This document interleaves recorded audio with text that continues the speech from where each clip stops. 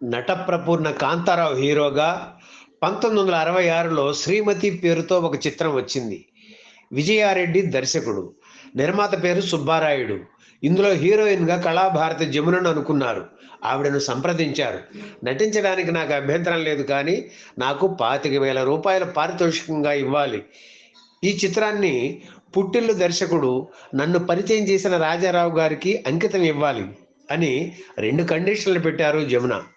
ఆ రెండింటికి సుబ్బారాయుడు ఒప్పుకోలేదు.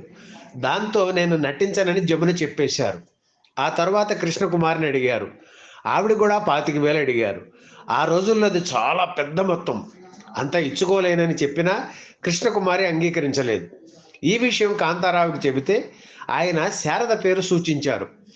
తండ్రులు కొడుకులు, ఇద్దరు మిత్రులు చిత్రాల్లో చిన్న పాత్రలు పోషించిన శారదకు హీరోయిన్గా ఛాన్స్ రావడం చాలా గొప్ప విషయమే.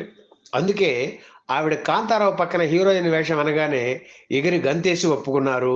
5,000 పారితోషికంగా ఇస్తామని చెప్పి రూ. 1,000 ఇచ్చి శారదను బుక్ చేశారు సుబ్బారాయుడు.